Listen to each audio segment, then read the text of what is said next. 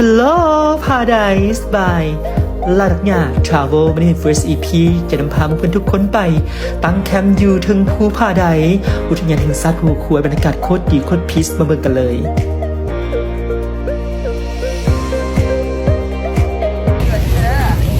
สวัสดีท่านผู้ชมสบายดีลาดักหยาจะขึ้นไปผาใดเด้อเนาะ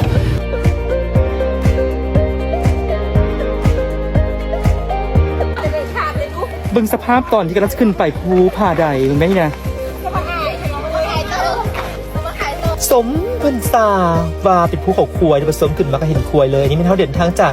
บ้านวังเหือไปสู่จุดเป้าหมายการตั้งแคมป์หรือว่าการจะไปเอาทิ้งอยู่ที่ภูผาใดซึ่งตั้งอยู่ที่อุทยานแห่งชาติภูเขาควายอันนี้เป็นการเดินทางแบบทุลักทุเลของทีมงานเฮาน้องถือว่าข้าพเจ้าเองกับครั้งแรกบ่เคยไปยากเถื่อเคยได้ยินเขาซาเขาลือว่าไปตั้งแคมป์อันนี้ก็ถือว่า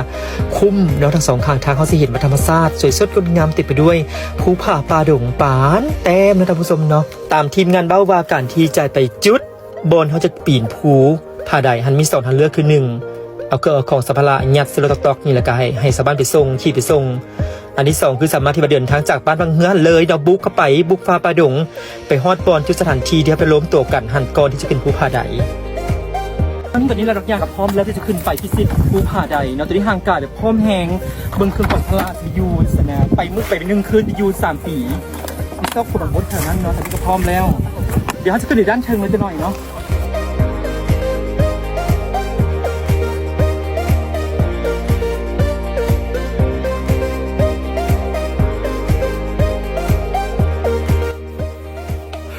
ผู้ชมเมื่อยแหงนะตัวเอง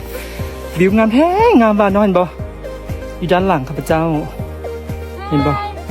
ไฮเด้ชิดโอเคถือพร้อมแล้วกาเกี่ยมฟ้าพุ่งหัวขึ้นไปสู่จุดเป้าหมายของพวกเขานั่นก็คือผาใดที่ตั้งอยู่ต้นนาน้อยและท่านผู้ชมเนาะถือว่าการเดินทางเขากะคือว่าแหละต้องได้อดทนใส่ความอดทนบากบั่น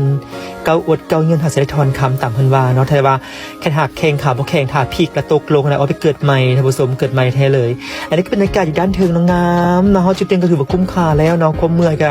ถือว่าปิดทิ่มแต่ว่าเป้าหมายยังบ่ฮอดเถื่อ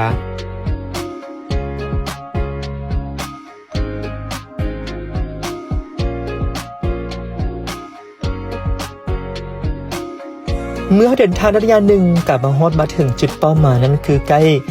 สู่สถานที่ที่เขาจะตั้งแคมป์ท่านผู้ชมเนาะในบรรยากาศอยู่ด้านเทิงก็ถือว่างามโคตรงามป่านแต้มถือว่าความเมื่อยความอิดความล่าความท้อมันหายไปแบบปิดทิ่มเห็นก้อนหินที่สวยสดงดงามที่แปลกประหลาดก็ถือว่าคุ้มค่าละเห็นเฟื่อเนี่ยก็ถือว่าโอ้เนาะเขาห้องว่าธรรมชาติบำบัดแท้เลย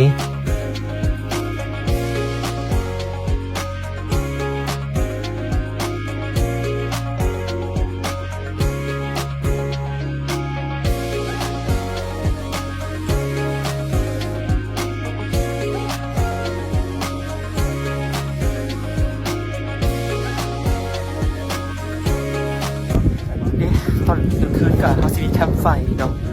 ก็จะเข้าพร้อมกันเริ่มมีแสงสีระยับแล้วนะท่านผู้ชมสุขภาพเจ้าเอกสกัดเขาจะตีแมลง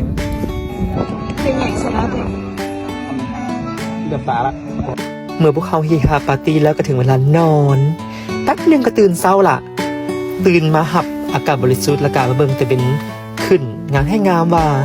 ในบรรยากาศด้านหลังเราเห็นหลายๆภูเก้านางบอภูศอกภูสร้างภูผาทาง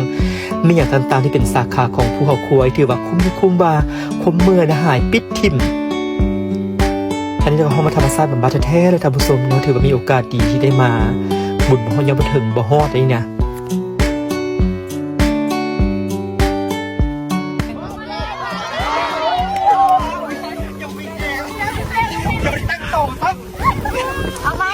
ของฝากจากลาดักหยา Travel ส่งท้ายนะบ่มีอย่างจะมาเมาให้กับท่านผู้ชมมีแต่ว่าสำหรับใครที่คิดจะไปตั้งแคมป์หรือไปเอาทิ้งวิวถึงภูผาใดหันกะให้เบิ่งระยะทางนอกจากบ้านวังเฮือไปสู่ที่จุดเฮาจะขึ้นไปภูผาใดหันกับบ่ได้ไกลดอกแต่ว่าก็เบิ่งระยะทางก็ไกลอยู่